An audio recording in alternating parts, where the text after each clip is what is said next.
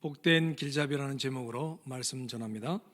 예수님이 제자를 부르실 때, 그리고 부르신 이후에 예수님의 제자로 살도록 특별히 강조하신 말씀이 있습니다. 나를 따라오라입니다. 마태복음 16장 24절에서 예수께서 제자들에게 이르시되 누구든지 나를 따라오려거든 자기를 부인하고 자기 십자가를 지고 나를 따를 것이니라.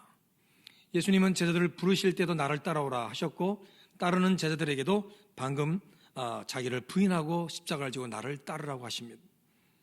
예수님은 제자들을 자신을 따르는 자들로 인식하고 계셨고, 마태복음 19장 27절에서는 제자들 역시 자기들은 예수님을 따르는 자라고 생각하고 있었습니다. 이에 베드로가 대답하여 이르되 보소서 우리가 모든 것을 버리고 주를 따라 싸운데 그런즉 우리가 무엇을 믿으리이까 얻으리이까. 누군가를 따른다는 것, 그것은 그를 길잡이로 인식한다는 의미가 됩니다. 길잡이는 길을 인도해주는 사람이라는 뜻입니다.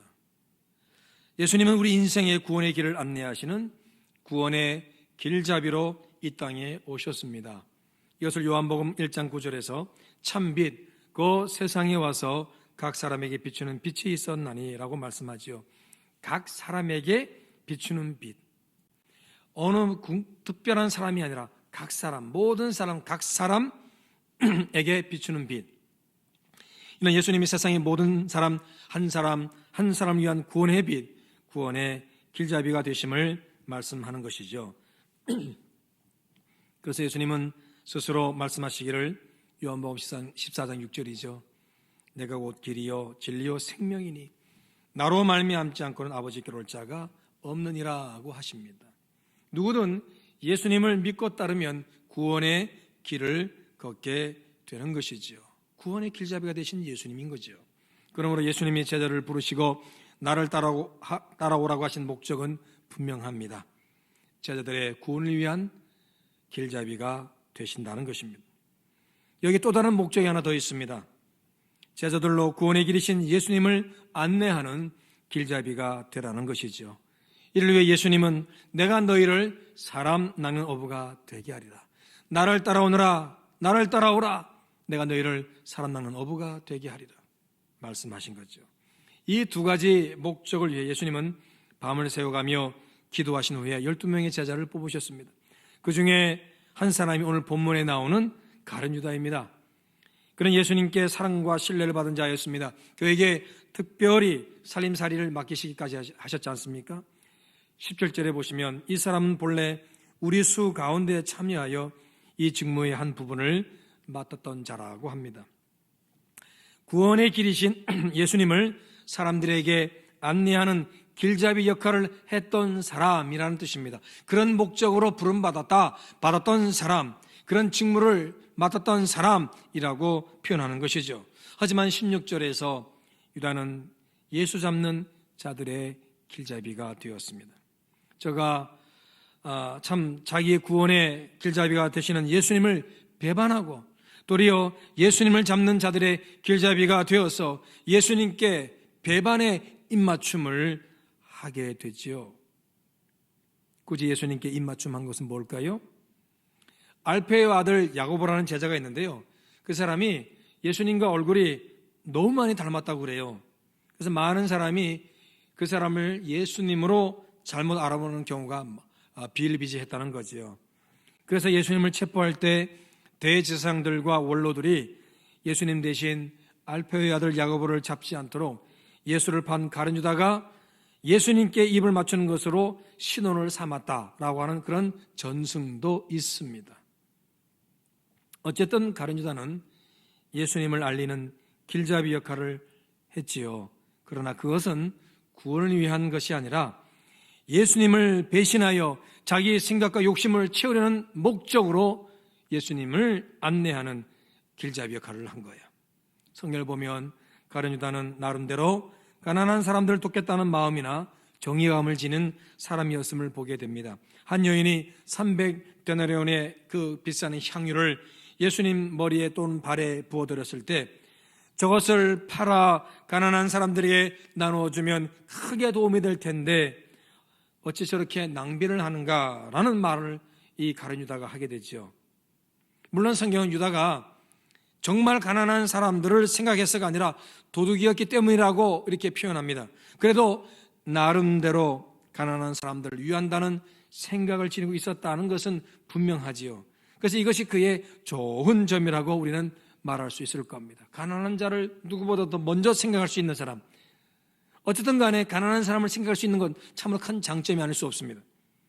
이런 그의 마음에 누가복음 22장 3절 보면 12 중에 하나인 가르지니라 부르는 유다에게 사탄이 들어갔다. 요한복음 13장 2절이죠. 마귀가 벌써 시몬의 아들 가룟 유다의 마음에 예수를 팔려는 생각을 넣었더라 말씀합니다. 사탄이 그의 마음에 들어갔어요. 그러니까 예수님의 배반할 생각을 넣었어요. 그리고 심지어는 예수님을 팔려는 생각까지 집어넣은 거예요. 그래서 결국 유다는 자신의 마음을 마귀에게, 사탄에게 다 빼앗기고 만 거예요. 가룟 유다가 사탄이 주는 생각에 자기 마음을 뺏긴 이유가 뭘까요? 아마도 사람을 사랑하는 방식의 차이가 아닐까 싶습니다.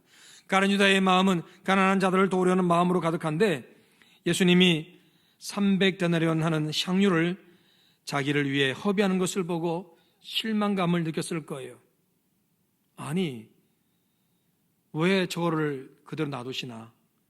저걸 팔아서 가난한 자들이 나눠주라면 더 좋을 텐데 내가 생각하는 그분이 아닌가? 아마 이런 생각을 할 수 있었다는 거지요.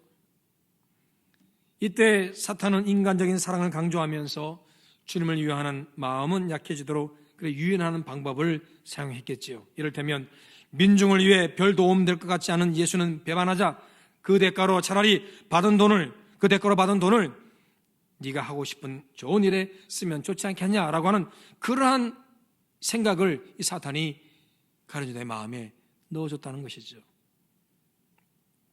향유를 부은 이 사건은 예수님 돌아가시기 전 며칠 전의 일입니다. 이 사건 직후 가룟 유다는 대제사장을 찾아가 예수님을 넘겨주기로 약속하고 은 30을 받는 거죠. 그러니까 향유 사건으로 인해 마음이 상한 가룟 유다에게 사탄이 들어가서 예수님을 팔려는 생각을 넣어줬다는 이것이 타당하다고 생각될 수 있는 겁니다. 예수님은 그 비싼 향유를 자기 머리와 발에 붓는 것을 허용하셨다는 것은 바로 예수님의 장례를 위한 것이라고 설명하시잖아요. 그러면서 이 여인이 한 일이 매우 귀한 헌신이라고까지 말씀하셨습니다. 그러나 가룟 유다는 그 설명보다는 예수님 말씀하신 그 의미보다는 사탄이 준 마음, 저것을 팔아서 가난한 자들에게 나눠주지 않는 것은 전 잘못된 거다라는 식의 그 마음에 자기 생각을 굳혀서 결국 예수님을 배반하는 길잡이가 된 겁니다. 이것은 눈에 보이는 가난한 자들을 돕는 가치만 생각했을 뿐 보이지 않는 영적 가치, 곧 구원을 위한 하나님의 인도하심을 보지 못한 증거입니다. 자기의 생각과 가치관이 예수님의 말씀과 뜻보다 훨씬 더 앞서갔다는 거예요.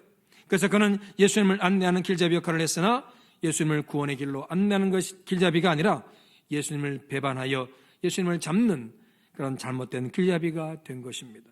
그리고 그 비극적 결과에 대해 18절, 19절 우리에게 분명히 말씀하고 있습니다. 여러분 한번 읽어보시면 알지요.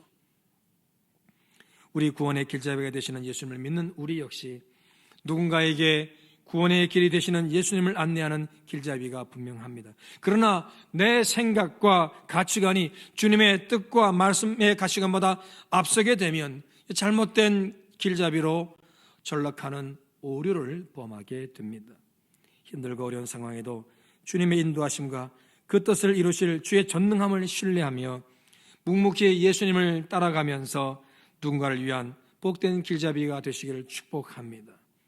다 내 생각과 내 판단이 다 있습니다.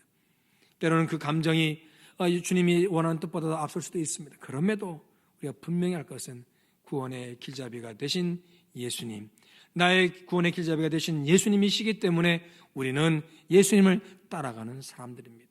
예수님을 따라가는 사람들이기 때문에 우리는 예수님이 하시는 그대로를 우리는 순종해야 되겠습니다. 그리고 그 구원의 길잡이가 되신 예수님을 다른 사람들에게 알리는 나 역시 그런 구원의 길잡이로 살아가야 하겠습니다. 내 뜻과 감정과 생각과 그리고 가치관을 앞세우지 않는 것이 사탄이 틈타지 않는 그러한 비결이 될 줄로 믿습니다. 여러분 꼭 구원의 길잡이가 되십시오. 특별히 불신가족 구원을 위한 길잡이, 다음 세대를 위한 길잡이가, 구원의 길잡이가 꼭 되시기를 주 이름으로 축복합니다.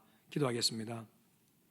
하나님 아버지, 오늘 교사주일을 맞이해서 다시 우리가 가정에서든 어디서든 예수님의 제자로서 또 구원의 길을 안내하는 선생의 역할을 감당하는 구원의 길잡이가 되어야 됨을 깨닫게 됩니다.